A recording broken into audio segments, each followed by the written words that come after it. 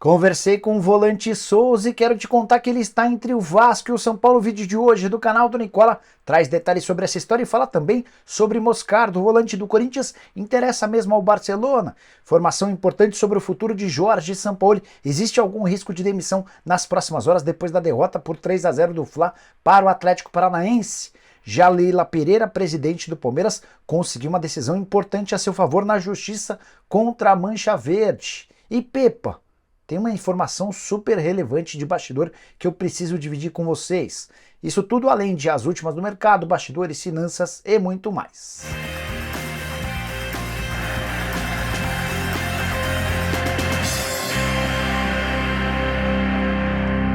Fala aí pessoal, sou Jorge Nicola, bem-vindos a mais um vídeo do canal, sempre bom ter vocês por aqui. Antes de passar as informações, só dois rápidos pedidos: curtiu o vídeo, deixa like e se inscreve no canal apertando esse botão vermelho de inscreva-se. Estamos quase chegando em 1.300.000 inscritos, marca que me deixa bastante feliz.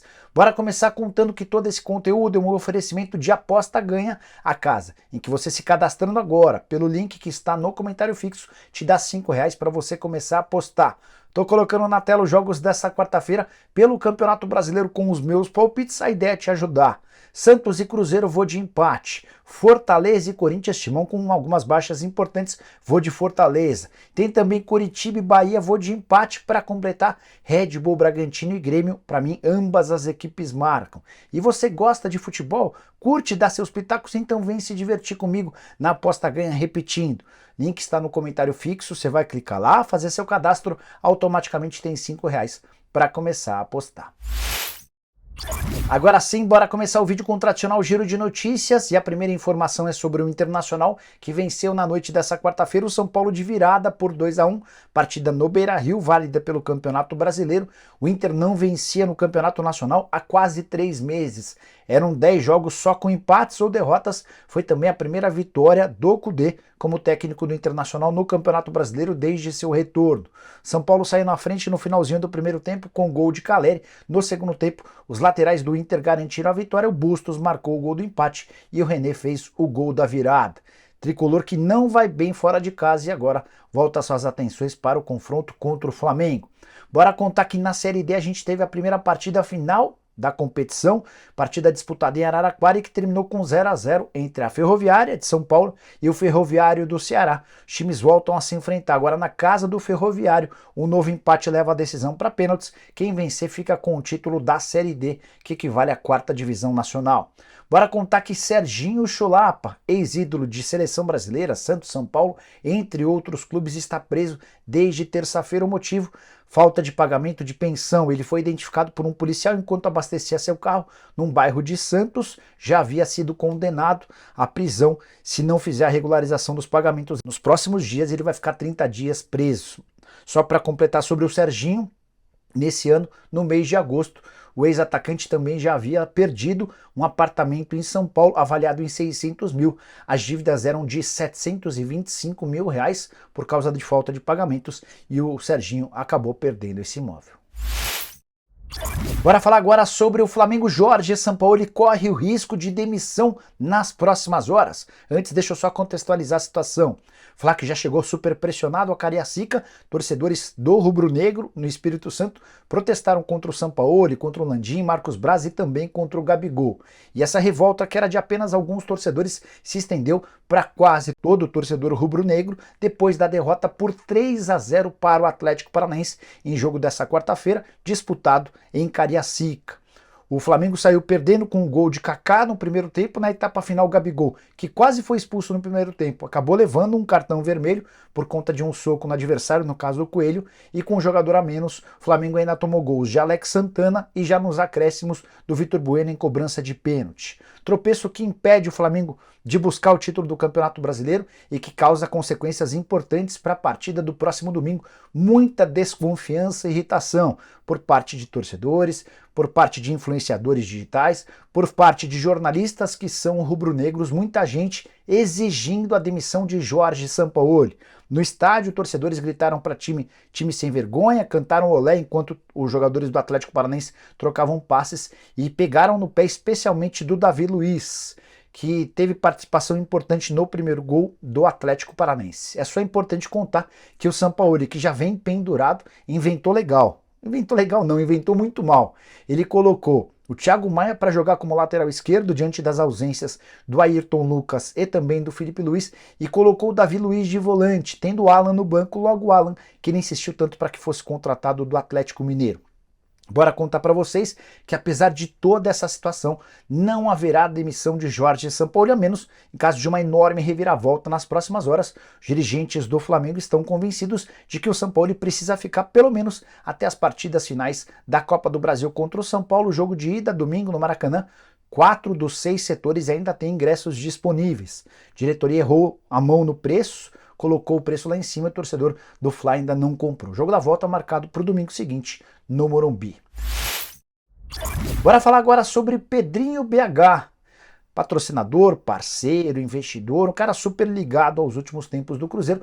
Surgiu recentemente a notícia de que o Pedrinho foi o responsável pela queda do Pepa. Ele teria feito pressão nos bastidores e exigido que o Ronaldo Fenômeno demitisse o técnico português. Vale a lembrança de que recentemente o Pedrinho colocou ou prometeu colocar 100 milhões de reais no Cruzeiro em troca de 20% das ações da SAF do clube. Importante contar que eu fui checar essa informação com 3 pessoas diferentes do Cruzeiro e as 3 asseguraram que não houve nenhuma interferência do Pedrinho BH na demissão do Pepa. Uma delas, inclusive, acrescentou algumas informações importantes, quero dividi-las com vocês agora. Abre aspas. O Pedro não interfere em absolutamente nada no futebol. A grande verdade é que os jogadores já não confiavam mais no Pepa. E quando o técnico perde o elenco, não tem reversão, fecha aspas. Essa mesma fonte, que garantiu que não houve interferência, que os jogadores não estavam mais com o Pepa, fez uma observação, queria dividi-la com vocês. Segundo essa fonte, só 2 jogadores do Cruzeiro curtiram a postagem de despedida do Pepa no Instagram. Confesso que fui procurar essa postagem, foram mais de 22 mil curtidas, dei uma baita numa olhada, pesquisei e só encontrei um jogador do Cruzeiro se manifestando com curtida, no caso Rafael Cabral, de fato, não encontrei nenhum comentário de atletas, nem mais curtidas. O que parece para vocês? Hora de falar sobre o Corinthians e esse papo de que Gabriel Moscardo, volante de só 17 anos de idade que quase foi parar no Chelsea semanas atrás, pode se tornar jogador do Barcelona. Essa informação foi trazida pelo jornalista espanhol Joaquim Peira. Fui checar com uma fonte, com um dos empresários do Moscardo. Só não posso dar o nome dele, mas pessoa da mais alta confiança, pessoa que inclusive me trouxe várias informações importantes sobre as tratativas entre Corinthians, Moscardo e Chelsea. Essa pessoa afirmou o seguinte, abre aspas, por enquanto não tem nada concreto em relação ao Barcelona, só especulações via imprensa, fecha aspas. Esse mesmo empresário assegura que o volante tem sido analisado por vários grandes clubes do futebol europeu, entre eles o Barcelona, o Real Madrid, o Arsenal e o Chelsea, esse sim com proposta oficial recusada pelo Corinthians alguns dias atrás. Foram 2 ofertas do Chelsea, a primeira delas de 20 milhões de euros, Duílio não aceitou, a segunda de 23 milhões de euros. Por 100% dos direitos econômicos não haveria bônus de venda futura, o Corinthians tem só 80% dos direitos econômicos e o presidente Duílio Monteiro Alves entendeu que era melhor manter o jogador. Foi dessa maneira que ficou, o Moscardo deve ser negociado na próxima janela, mas essa negociação possivelmente ficará para o próximo presidente. Antes de mudar de assunto sobre o Corinthians, só um detalhe, uma informação importante. O Corinthians não divulgou a lista de relacionados para o confronto contra o Fortaleza na noite dessa quinta-feira na capital cearense, mas no desembarque do time ao Ceará ficou constatado que vários titulares e jogadores importantes não viajaram, o que chamou muita atenção, levando em consideração que o Corinthians teve 11 dias de preparação por causa da data FIFA, além de 3 dias de folga. Não viajaram. Lateral direito Fagner, o lateral esquerdo Fábio Santos, os meio-campistas Renato Augusto e Matias Rojas, além do volante Fausto Ver. Você sabe que o Maicon está suspenso, esse não foi por opção. Acho que cabe uma explicação importante do departamento médico ou de Vanderlei Luxemburgo. O que aconteceu para que esses caras, que tiveram tanto tempo para se recuperar, esses caras não têm condição de jogo? Hora de falar sobre o Palmeiras, quero te explicar uma vitória importante de Leila Pereira contra a Mancha Verde. O presidente do Palmeiras ingressou com uma ação na justiça exigindo que as 3 principais lideranças da torcida organizada não possam mais estar próximas dela. Tudo começou em 29 de junho, quando numa live às portas ou na porta da Crefisa, a empresa da Leila Pereira. Os integrantes da Mancha Verde fizeram uma série de protestos, vários desses protestos com ameaças de morte, de uma série de circunstâncias.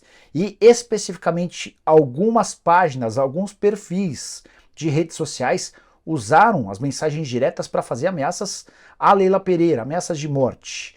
A Leila foi à justiça e conseguiu que essas páginas fossem rastreadas e constatou-se participação dos principais líderes da Mancha Verde. Foi por isso que o juiz Fabrício Reale determinou que o presidente da Mancha, o Jorge Luiz Sampaio, e seus vices Thiago Melo e também Felipe de Matos estão proibidos de ter contato pessoal ou virtual com a Leila.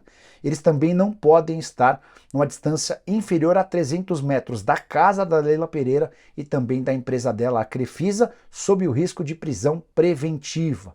Mancha diz ter recebido essa decisão com perplexidade, sem entender o porquê de a Leila ter levado essa história adiante. Vale a lembrança de que a Mancha Verde, que já foi super próxima da Leila, apoiou a candidatura dela à presidência, embalada por muitos milhões de reais aportados pela empresa nos carnavais da Mancha.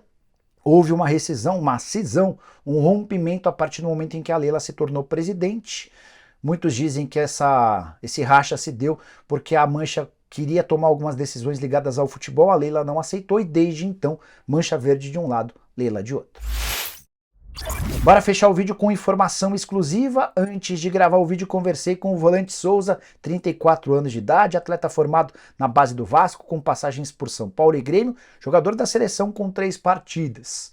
Souza tomou uma decisão importante. Apesar de ter contrato com o Beijing Guoan da China até 31 de dezembro, ele não quer mais atuar no time chinês. Voltou ao Rio de Janeiro para fazer uma artroscopia no joelho, tempo de recuperação de 4 semanas. Já está combinado entre o Souza e o time chinês que essa recuperação vai ser toda feita no Brasil. O médico que vai operá-lo é o médico do Vasco e a recuperação vai se dar justamente no Cruz Maltino.